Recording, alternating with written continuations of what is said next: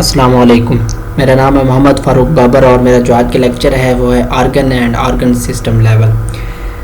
Previous lecture में हम पढ़ चुके हैं कि जो मल्टी सेलुलर ऑर्गेनिजम्स होते हैं उनमें डिफरेंट काइंड्स ऑफ टिश्यूज़ पाई जाती हैं। तो वो डिफरेंट काइंड्स ऑफ टिश्यूज़ आपस में कंबाइन होती हैं, ऑर्गेनाइज्ड होती हैं, मिलते हैं टिश्यूज़, तो वो एक ग्रुप बना देते हैं जो कि स्पेसिफिक फंक्शन को परफॉर्म करने के लिए स्पेशलाइज होता है। उस ग्रुप को हम जो कि डिफरेंट टिश्यूज़ पर मुश्तमिल होता है उसको हम आर्गन कह सकते हैं। आर्गन की अगर हम डेफिनेशन देखें तो आर्गन उन डिफरेंट काइंड्स ऑफ टिश्यूज़ का एक ग्रुप होता है जो कि स्पेसिफिक फंक्शन को परफॉर्म करने के लिए स्पेशलाइज्ड होते हैं। तो वो जो टिश्यूज़ होते हैं, डिफरेंट टाइप ऑफ टिश्यूज़, वो एक कॉमन फंक्शन को परफॉर्म करते हैं। हर टिश्यू इंडिविजुअली तौर पर अपना अपना फंक्शन परफॉर्म करता है, लेकिन जो कलेक्टिवली उनका काम होता है वो उस आर्गन का काम बन जाता है। मिसाल के तौर पर हमारे पास स्टमक की मिसाल है जो कि एक आर्गन है। तो इसमें टू टाइप्स ऑफ टिश्यूज पाए जाते हैं। First one is epithelial tissue and second one is muscular tissues. Epithelial tissues को हम ग्लैंडुलर टिश्यूज भी कह सकते हैं। ये टिश्यूज स्टमक के अंदर गैस्ट्रिक जूस सेक्रेट करते हैं जो कि प्रोटीन्स की डाइजेशन में रोल प्ले करता है।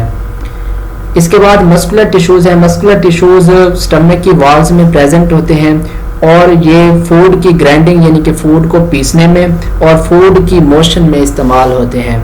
मिसाल के तौर पर इन मस्कुलर टिश्यूज की मदद से स्टमक की वॉल्स आपस में एक दूसरे के करीब होती हैं और उनके दरमियान जो फूड प्रेजेंट होती है वो मिक्स हो जाती है और वो ग्राइंड हो जाती है। मिसाल के तौर पर मतलब के पीस ही जाती है।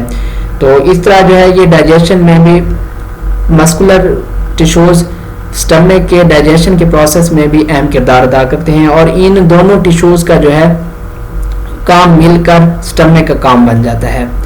इसके बाद हमारे पास आर्गन सिस्टम लेवल है। आर्गन सिस्टम लेवल वो सिस्टम है जिसमें डिफरेंट काइंड्स ऑफ ऑर्गन्स एक दूसरे के साथ कंबाइन होते हैं, ऑर्गेनाइज्ड होते हैं या मिलते हैं, तो वो एक सिस्टम बना देते हैं जिसको हम आर्गन सिस्टम कहते हैं।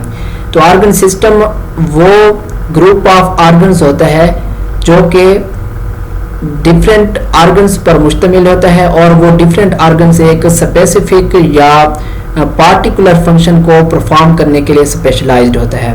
मिसाल के तौर पर हमारे पास डाइजेस्टिव सिस्टम की एग्जांपल है। तो ह्यूमन में डाइजेस्टिव सिस्टम जो है वो डिफरेंट ऑर्गन्स पर मुश्तमिल होता है।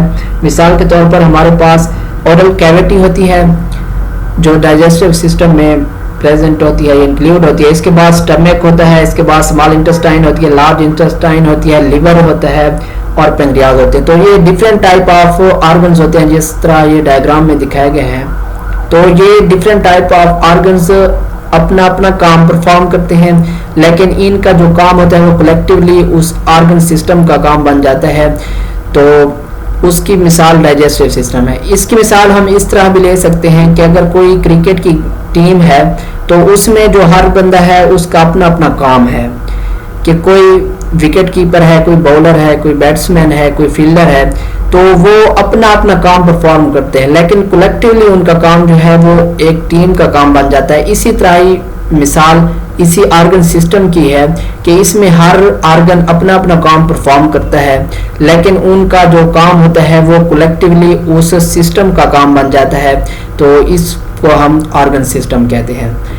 इसके बाद हमारे पास ये है कि ऑर्गन सिस्टम लेवल प्लांट्स में ज़्यादा कम्प्लेक्स नहीं होता जितना कि एनिमल्स में होता है। इसकी वजह यह है कि एनिमल्स में ग्रेटर नंबर ऑफ फंक्शंस होते हैं, यानी कि एनिमल्स में ज़्यादा फंक्शंस होते हैं और इनमें ज़्यादा काम होते हैं, एक्टिविटीज़ होती हैं। तो इस वजह से प्लांट्स की बनिस्बत एनिमल्स में ऑर्गन सिस्टम लेवल जो है वो कम्प्लेक्स ज़्यादा होता है। इसके बाद हमारे पास इंडिविजुअल लेवल है।